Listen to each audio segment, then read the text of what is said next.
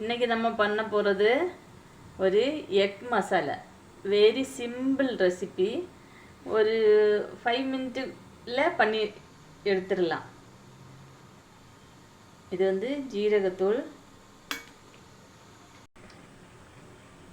மஞ்சத்தூள். நான் வந்து 4 முட்டைக்குள்ள மசாலா தான் எடுக்கேன்.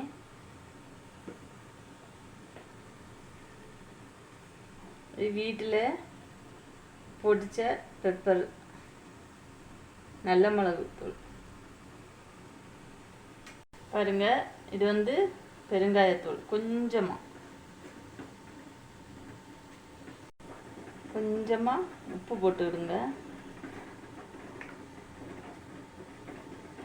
இப்போது கொஞ்சமாக 1 ஸ்பூன் தண்ணி ஊற்றி மிக்ஸ் பண்ணிடலாம்.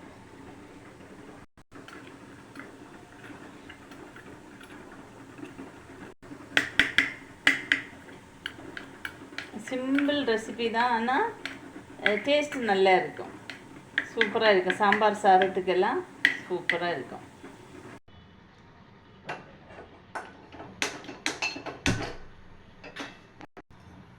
இப்போ இதில் வந்து கொஞ்சமாக பாருங்கள், 1/2 ஸ்பூன் தான் இருக்குது. கொஞ்சமாக கோகனட் ஆயில், இவ்வளோ போதும். இவ்வளோ ஜாஸ்தி தான். கொஞ்சமாக கடுகு,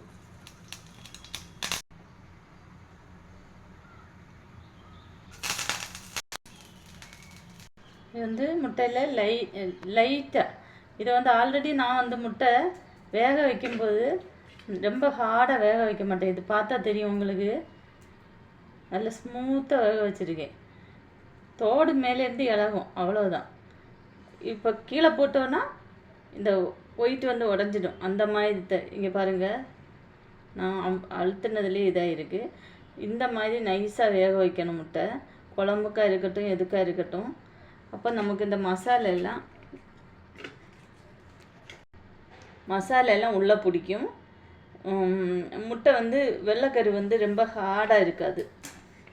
இல்லைன்னா ரொம்ப நல்லா வேக வச்சிங்கன்னா ரப்பர் மாதிரி ஆகிடும். சாப்பிட்றதுக்கு டேஸ்ட்டே இருக்காது. இந்த முட்டை நான் சாஃப்டாக வேக வச்சுருக்கனால இந்த எண்ணெயிலே போட்டு கொஞ்சம் அப்படி இது பண்ணிக்கிறேன். நீங்கள் வந்து ஹார்டாக வேக வச்சிங்கன்னா முட்டை வந்து ஆயிலில் நீங்கள் இப்போவே போடக்கூடாது. மசாலா போட்டதுக்கப்புறம் தான் போடணும். இந்த மாதிரி லைட்டாக திருப்பி விட்டுருவாங்க. இது வந்து கொஞ்சமாக தண்ணி மாதிரி இந்த மாதிரி இது மசாலா இது பண்ணிவிடுங்க. இப்போ இதை ஊற்றி கொடுக்கலாம்.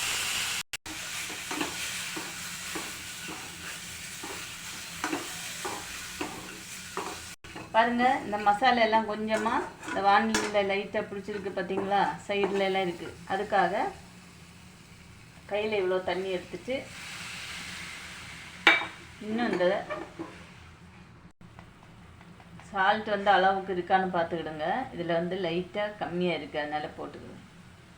பாருங்கள், இந்த தண்ணி இது பண்ணோம்ல, அதனால் முட்டையில் வந்து மசாலா எல்லாம் போட்டாகி நல்லா வந்துச்சு. இவ்வளோ தான். Very simple. பேச்சுலர்ஸ்க்கெல்லாம் ரொம்ப ஈஸியாக பண்ணக்கூடியதான ஒரு ரெசிபி தான்.